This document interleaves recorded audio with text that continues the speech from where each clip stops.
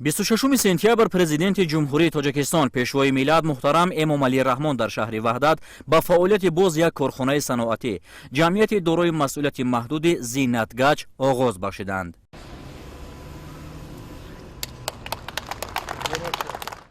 иншоот дар доираи корҳои ободонӣ ба истиқболи шоиста 35-мин солгарди истиқболи давлатӣ аз ҷониби гурӯҳи соҳибкорони ватанӣ бо роҳбарии Абдувоҳид Раҳимов сохта шуда собит мекунад ки соҳибкорон дастгириҳои давлат аз бахши хусусиро хуб истифода мекунанд. мақсади мо соҳибкорон аз таъсиси корхона дар он аст ки барои сокинон ҷойҳои корӣ фароҳам оварда шавад, маҳсулоти ватанӣ зиёд гардад ва шаҳрвандони мо ба масъолаи сохтмонии хушсифати ватанӣ дастрасӣ дошта бошанд.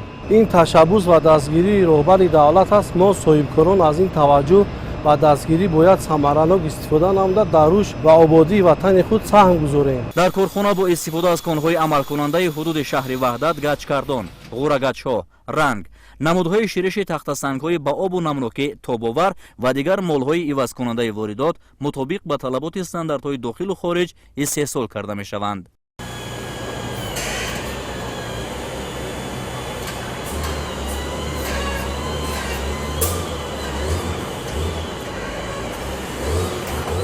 хеле шодам ки имрӯз пешвои миллат муҳтарам Эмомалӣ Раҳмон барои мо соҳибкорон имтиёзҳои зиёд додааст. мо метавонем аз ин истифода бурда фаъолияти худро пеш барем. иттилоъ дода шуд ки 75% ашёи хом аз дохили кишвар дастрас мегардад. ҷамъияти дорои масъулияти маҳдуди Зиннатгач бо тавлиди 14 номгӯи маҳсулот аз ҷумлаи калонтарин корхонаҳои саноатӣ дар шаҳри Ваҳдат аст. мо ҳамеша кӯшиш менамоем ки ба шаҳрвандон маҳсулоти дорои сифати баланд пешниҳод намоем. пас аз қонеъ намудани талаботи бозори дохилӣ нақша дорем ки содироти маҳсулотро низ ба роҳ монем. шаклу андозаҳои гачкардон гуногун буда ба гармӣ ва намнокӣ тобовар мебошанд. ин маҳсулот дар таъмиру ороиши девор ва сақфи иншооти гуногун васеъ истифода мегардад. хатҳои технологии насли нави истеҳсоли кишварҳои пешрафта буда иқтидори лоиҳавӣ дар як сол 1 миллион гачкартон ва 50 тонна маҳсулоти дигари сохтмониро ташкил менамояд. мутахассисон ашёи хомро қабл аз коркард бо истифода аз муосиртарин дастгоҳу таҷҳизот санҷида сипас барои истеҳсолот пешниҳод менамоянд. ин раванд эътимод ба сифат ва рақобатпазир будани маҳсулотро бештар мекунад. мо бо истифода аз ин шароит метавонем ки маҳсулотро пеш аз истеҳсол пурра санҷиш намоем. ин ба мо имкон медиҳад ки ба сифати хуби истеҳсолот ва дар бозор рақобатпазир будани он боварӣ комил дошта бошем.